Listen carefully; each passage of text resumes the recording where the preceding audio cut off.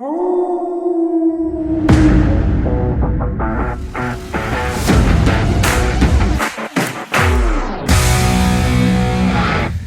I'm with Danny, and we're going to be talking about a topic that's on the cutting edge of technology of personal health and fitness, which is the InBody Scan.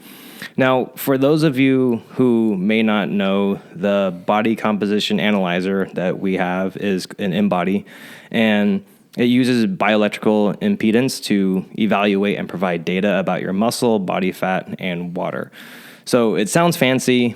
But don't worry, Danny and I are going to break it down for you, and we're going to discuss the benefits of it, how often you should get scanned, and what the data means, along with how it can keep you motivated by tracking these data points. Danny, how are you today?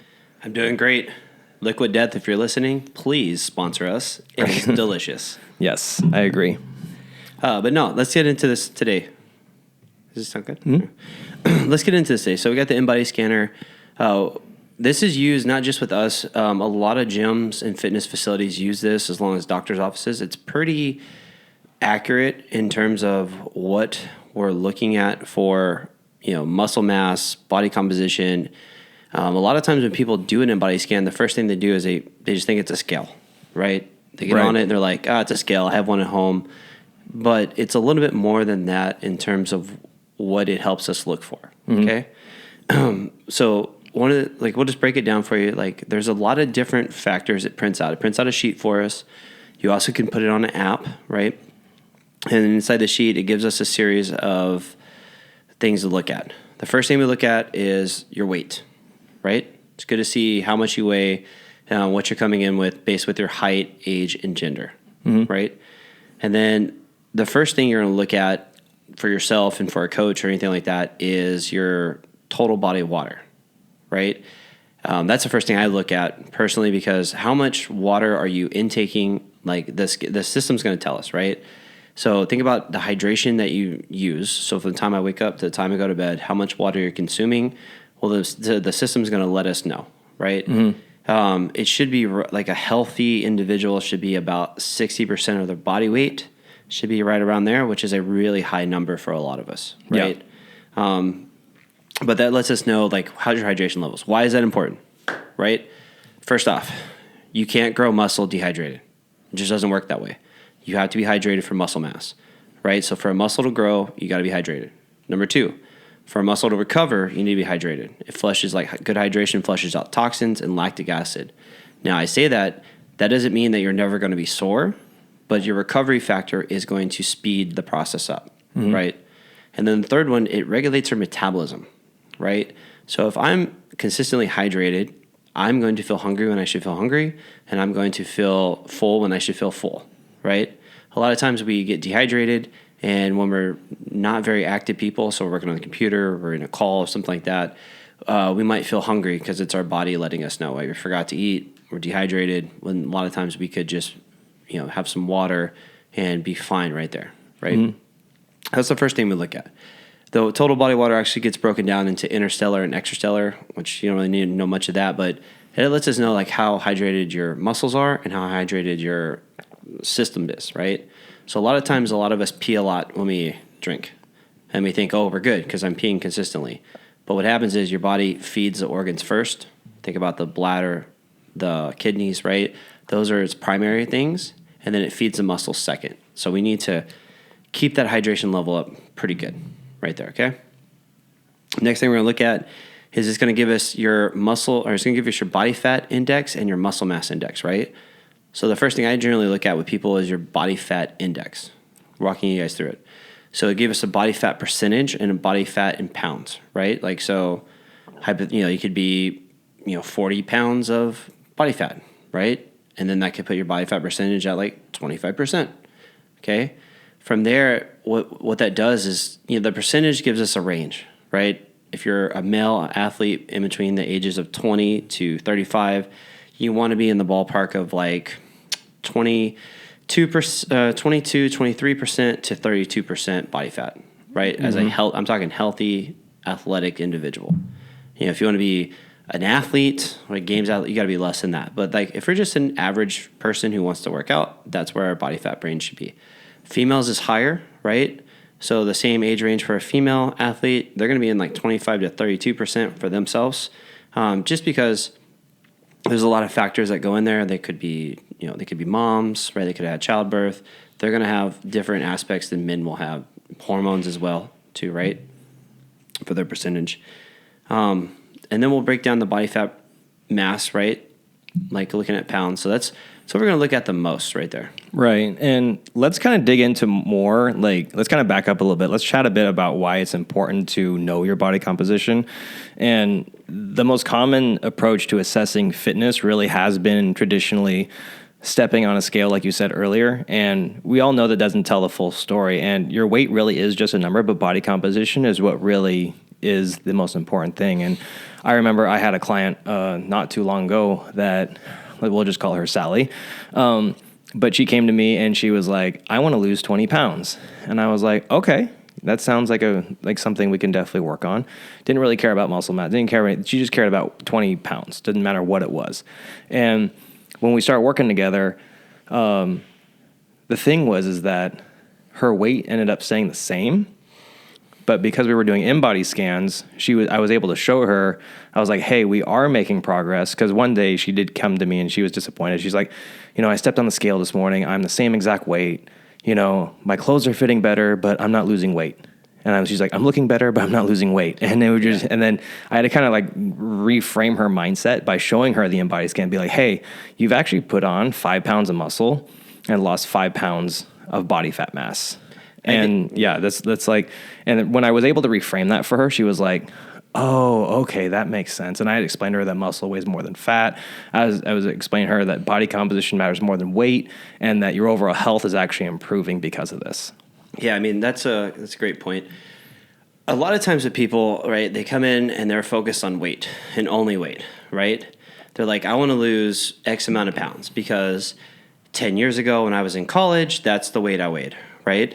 And it isn't necessarily a good gauge, right?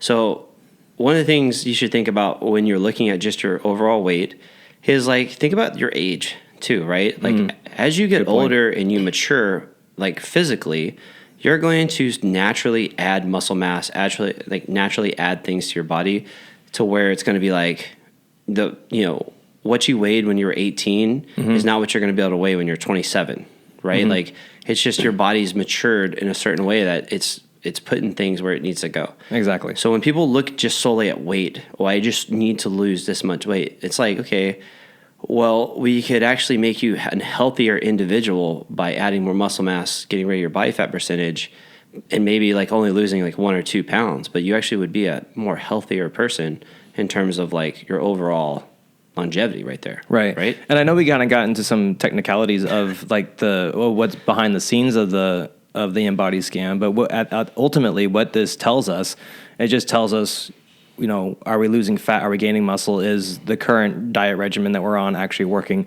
Or is the training program we're on actually working? And we're able to make adjustments much faster to those things when we have more data. If we look at just weight or we just look at just measurements, it's not enough to tell the full story.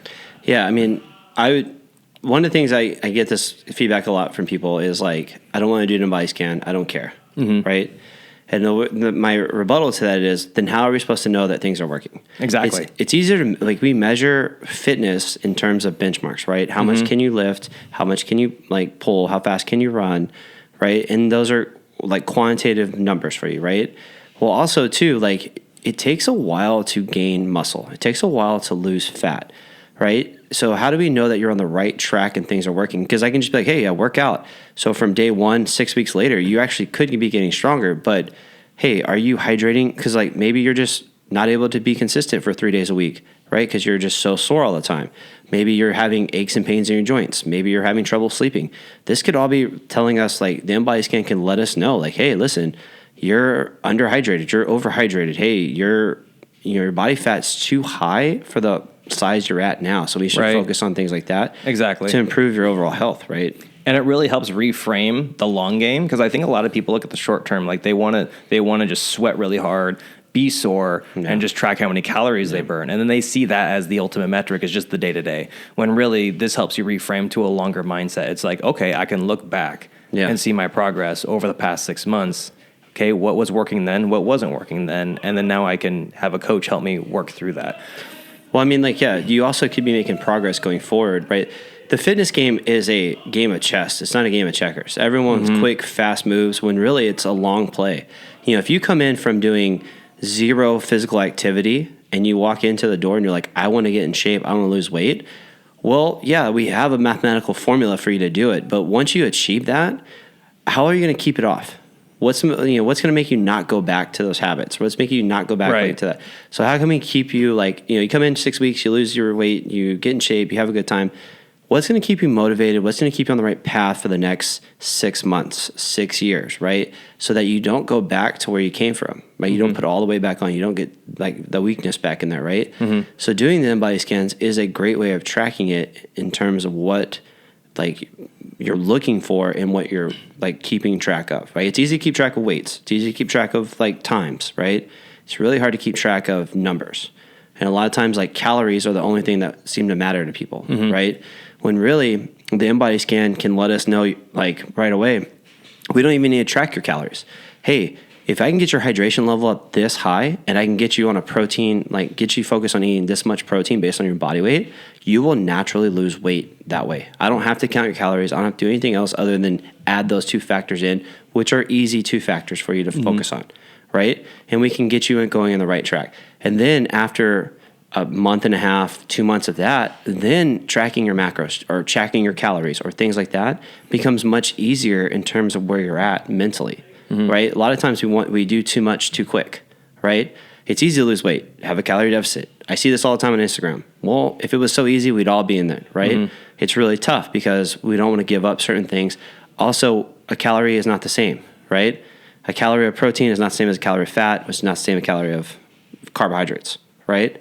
If you don't know, and then if you're dehydrated and you're not drinking enough water because you're trying to focus solely on eating, if you're not getting enough salt, right, then all of this is going to fall apart and it's really all for nothing. You did all this hard work for nothing because you're not tracking it either. Yeah, absolutely. Like tracking is so important. And even though the data may not be the most exciting thing in the world, it's definitely the thing that tells us the whole story and allows us to make decisions based off of that. Yeah. Let's go in. So we kind of went over like what the InBody scan has. We kind of went over the benefits of it and why we do it. Let's go and talk more about how often should we get an InBody scan. And the answer really depends, and I'll let Danny kind of dig into this a little bit more, but generally speaking, we want really a scan every 30 to 90 days, and every individual is going to be different. And if you're actively working on a fitness goal or you have a medical condition that needs to be monitored, you might want to get more scans. And so why don't you kind of break this apart for me? Well, it depends. Like what's your all right goal, right? If your goal is to like lose weight, right, and you go into a carb cycling challenge or you go into a calorie restriction challenge or something like that, then maybe you want to do one every 10 to 14 days so that we can see that you're on the right track, right? If your goal is just hey, I want to feel good and just look at my maintenance, then every 30 to 45 days is probably the best ideal, right? If it's been more than 90 days, you probably want to get it redone, right? Yeah, definitely. I would say 9 days is a pretty long time. Yeah, 9 days is a pretty long time. I mean, I'd say within a calendar year, like let's just say you don't have any, like I'll just take me and you, for example, right? We're not trying to lose weight. We're not trying to get muscle. We'd love to, right? There's times when, we want to look better. I still scan. Yeah. But I mean, I scan at least 3 to 4 times a year, right? At least just to see that I'm on the right track, just to see where I'm at, right? Like just to give me like a baseline. So I kind of do that in my own like head. I'm not working with like any specific goal other than like, let me see where it's at. Now, if I was, hey, I want to go compete, right? And I want to lose some weight and things like that, then I would be very vigilant about like maybe every 2 weeks. I would say 2 weeks is pretty good. You don't want to do one. I mean, every week, you could do one every week, depending on where you're at. Problem with that is there's going to be fluctuations, and you have to be understanding that there is fluctuations because not that the machine is broke, you're broke, right? Like, are you sleeping the same amount of hours every night? Are you drinking the same amount of water every night?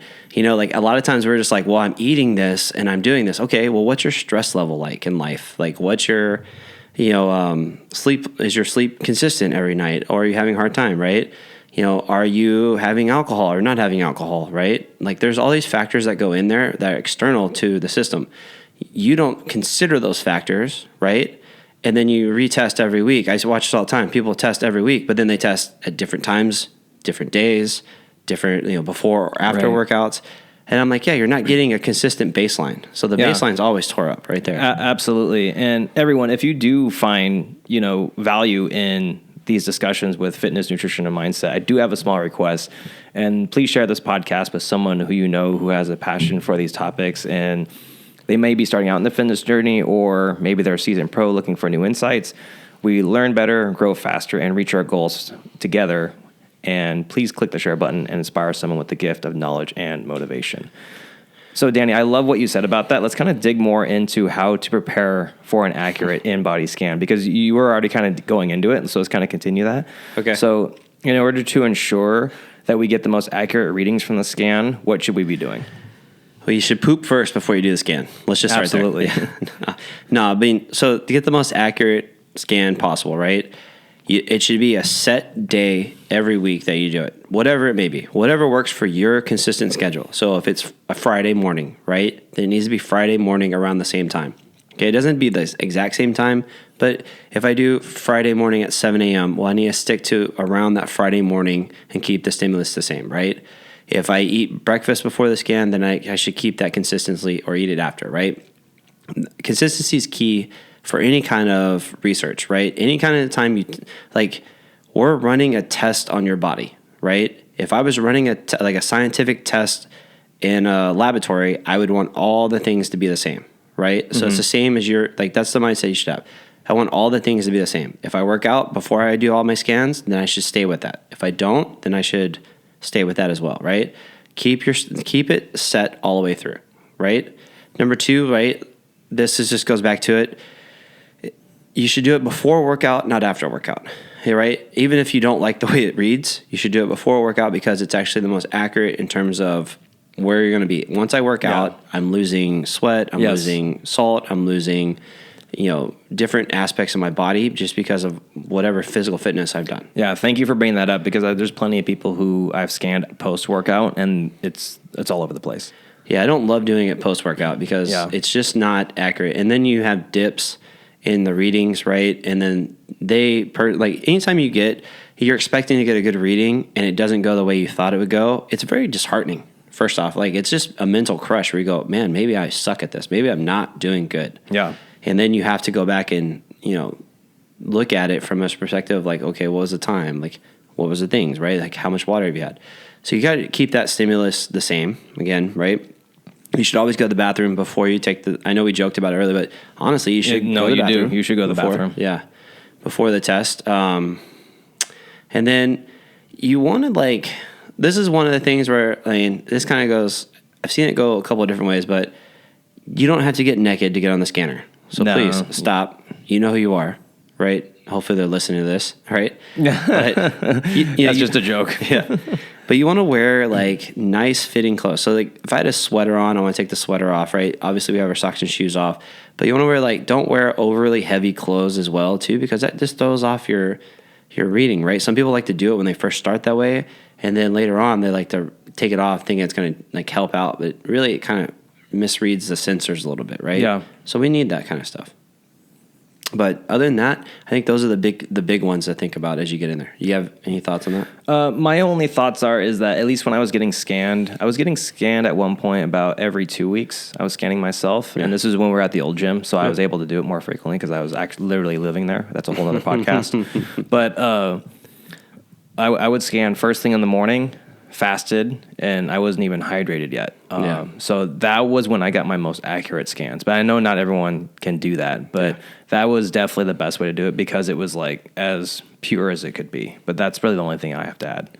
Yeah, that's a good, realistically, if you could do it, the closer you could do it from the time you wake up would actually be the best time to do it, because your system is resetting. Exactly. You haven't had a meal yet. You haven't drank any water yet. But at the end of the day, if you work all morning and you only have the afternoons for you, that's fine too. Exactly. Just pre-workout, do it before workout, do it at the same time, stick to it. It's not a big deal, right? And just be as accurate, as close to it as you can as we progress forward, right? Exactly. A scan in 80% good conditions is better than no scan at all.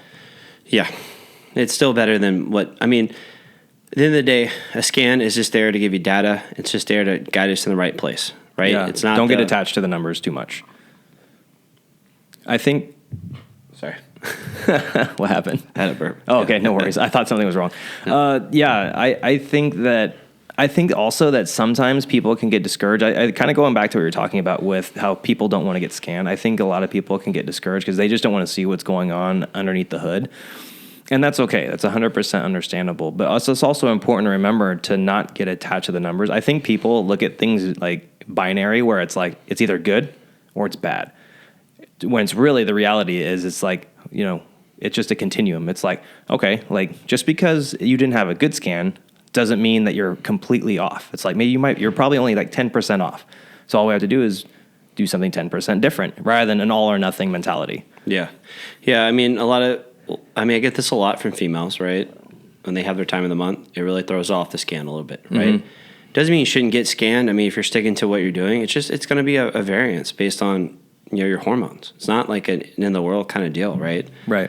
And obviously you just got to talk them through it. So at the end of the day, just doing a scan is great for maintenance. It's a good gauge to get us through. Okay. When you get on the scanner again, right, this kind of breaks it down. Look at the big three, right? Don't look at your weight necessarily. I know like we love to look at our weight. Oh, did my weight go down? Did my weight go up? Honestly, who cares, right? Look at your hydration level. Is it good? Is it bad? Is it medium, right? If it's medium, okay, then how can we get it good, right? If it's good, how can we get it great? If it's bad, how do we get it up to good or medium, right? Because that's honestly going to be your first gauge. Second thing is let's look at your body fat percentage, right? In the InBody Scan, it gives us your body fat in pounds, it gives us your body fat percentage, and it gives us your visceral fat, right? Which are three very key ingredients to look at, right? How much body fat poundage do you have in your body, right? It's actually more important than your body fat percentage. Percentage can be, skewed sometimes, right? Based on water intake, but the pounds can't, right? So if you're running at a good, healthy range, I mean, like if you take your body weight, and it's less than 40% is the pounds in body fat, then you're doing pretty well, right? You're just in a rough gauge right there. Like you're above the average American if you're right there, right? Average Americans are pretty high in terms of body fat percentage. Just we're not a very active people right now, right? So look at that. Visceral fat is your stomach fat or the brown fat, the stuff around the intestines. It goes from 0 to 20, right? If you're in double digits, we should be very concerned, right? The higher that number is, the more susceptible to disease, cardiovascular health, things like that. So if we can get that below a 10, that's your first goal. If you're below a 10, like the average American is between 7 and 10, okay? If you're in the average range, how low can we get you to 7, right? That's what's going to be a big a factor on like your body, how you feel, how your body looks, right? A lot of times we look at our stomach and we go, that's what I want to improve, but we don't understand how to improve it, right? And it's like, okay, well, now we have this data where it's like, okay, you're losing weight, but your visceral fat is going up, right? Okay, so that tells us right away your dieting is not as accurate as you think it is. Exactly. It gives us a path to where we can actually change the problem and actually know what route to go, the best route to go. Because it's not always just piling on more workouts. It's not always changing your nutrition. That we need to figure that out based on this data rather than just looking at someone's body weight. Yeah. I mean, if you took your car to the shop, right, and you're like, hey, it makes this weird noise. Right, and they run a diagnostic test on it, right? They would give you the whole diagnostic test. They'd be like, here's the whole sheet. And you're like, I have no idea how to read this, right? Like, and they go, okay, well, here's, we think it's the rattle's coming from a tire on the backside, whatever it is, right? And you're like, okay, cool. Just fix it, right? This is the same thing. Hey, I want to lose weight, but, I tried cutting, I'm in a calorie deficit, right? And I'm still gaining weight. Okay, let's take a look at it. Oh, it's just your visceral fat that's going up every 10 days or 14 days, whatever it is, right? That tells us right away, like, what's the quality of food that you're eating? What's happening? Like, how can we, like, now we need to know that the quality of food that you're eating needs to be improved versus just your calories, right? And then you got to really dive deep into the diet stuff. Yeah. Okay. If you flip it and you're like, oh, your visceral fat's really good. It's nice and low. It's healthy, but your body fat percentage is still really high. Then we know, like, overall, like, what's your weight training look like, right? Are you doing enough weight training versus cardiovascular training? Right? Because you could be a really good cardiovascular person, meaning a runner right, or cyclist or swimmer and still have high body fat percentage, right? Just because you're not training enough overall muscle mass. So right there, like that's the kind of stuff the coach is looking at to read it for you. That's why it's important to have a coach read it, because they need to give you the diagnosis to read out, right? Once we look at your body fat, like you have your muscle mass on there. Skeleton muscle mass, which is the most important type of muscle mass, right? But it has your muscle mass. Like a healthy individual right away needs to be about 70% of their body weight needs to be skeleton muscle mass. Most of us are not, right? But if you so I actually make it a little bit simpler for you. Like if you can get to 50% of your body weight as a skeleton muscle mass, then you are doing amazing. That is really hard. So right then and there, like check your muscle mass. If your muscle mass is extremely low, right, then we know like right from the get-go, like, hey, we really need to get strength and resistance training involved in your life, right? Yep. That's what's going to help you achieve your fitness goals faster. Right. If you just avoid it and you're like, well, I'll just avoid weightlifting because it's dangerous and I'll get hurt. I'll just do running and yoga and I'll just eat calorie deficit. You're probably not going to change your body composition at all, right? We have a client a few years ago, right? She showed up and that was her mindset. She's like, I just want to lose weight, but I don't want to do weightlifting. It's too dangerous for me. I just want to, do a couple things here and there. I want to do some running. I'll do my yoga and I'll watch my calories. Her muscle mass never changed, right? She just never got her full composition changed. And I'm like, you're doing, that's great. You're basically putting a Band-Aid on a bullet wound here. Like you're stopping the bleeding, but it's not changing the overall perception, right? Yeah. We need to get the factor in. And it's like once you have that data and you're able to read that data to somebody, then they can start to progress throughout each one, right? Absolutely. And let's go and wrap things up here with our last topic. Let's go and explore probably the most interesting part of this all. And we kind of briefly covered this, but we didn't go into too much detail. It's about how an InBody scan can actually keep you motivated. And let's face it, any fitness or health journey can be disheartening because progress feels very slow. And I think with the InBody scan is that kind of gives us a roadmap. And it allows us to look backwards because I think a lot of people look at to where they want to be, and then that's all they think about when they don't look backwards enough and see how far they've come. Yeah, I mean, yes. How about that? It just keeps you accountable. It's an accountability piece, right? Treat it like that. I hate doing InBody scans. It's probably the most nerve-wracking thing for me. I hate it too. Yeah. I don't enjoy it. Mine's never good. I'm like, oh, this is not good, right? But it's an accountability piece, right? It shows you what's not being worked, what's being ignored, and what's not happening. And how are we supposed to, how are you honestly supposed to fix anything if you don't track anything? Yeah. At the end of the day. If you don't know what the problem is, you can't fix it. Yeah. So having it on there, it's just a great gauge. We also get very focused on what things used to be and not realize that, hey, every year you get older. So every year things are not going to be the way they were at your peak prime years, right? You have to accept that and realize okay, I'm getting older. So what's my new peak prime going to look like, right? And this is how we do it based on the gauge, right? If you're just stuck on when I was 23, I could run a 400 in 45 seconds.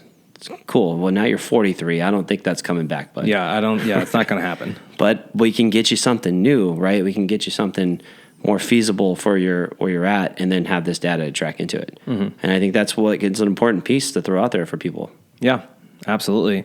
And in today's fast-paced world, it's data is really what helps us, just like how you said, it helps us keep us on track. And it's I love what you said about the accountability. And that's why the InBody scan helps us at our gym, because it takes a different approach to just health and fitness, more than just burning calories, getting a good workout in. It allows us to track your entire journey and make sure that we can change things and customize it specifically for the individual. And by understanding what our body is composed of in terms of muscle, fat, and water, we're able to tailor our lifestyles that can better help us achieve our fitness goals and also do that faster. It also is going to help us monitor our health. It's also going to help us ultimately live a longer, better life, and we'll have the data to back that up. If you're interested in getting a scan, we do offer a free scan. Obviously, all our members get it for free. You guys can scan the QR code that's above the InBody machine at the gym. If you aren't a member, feel free to book a free intro with us. We'd love to give you a scan and kind of go over the results with you. You can head over to that at redwolfcrossfit.com. Danny, do you have any final thoughts on the InBody scan? No, I think we covered it all right there. That was awesome. I think the InBody scan is very important. You should use it as much as possible, and it's free. Usually, if you go to a doctor's office or to like a pharmacy, they're going to charge you anywhere from $35 to $45 to do the scan. Good to know. I did not know that. So that's it for today's episode on the InBody Scan. I hope you found this informative. Yeah. Thank you so much for listening. If this was helpful, please leave us a 5-star review so we know to make more content just like this. Follow us on social media at Red Wolf CrossFit and feel free to send us your questions there. Until next time, good luck, have fun. Nailed it.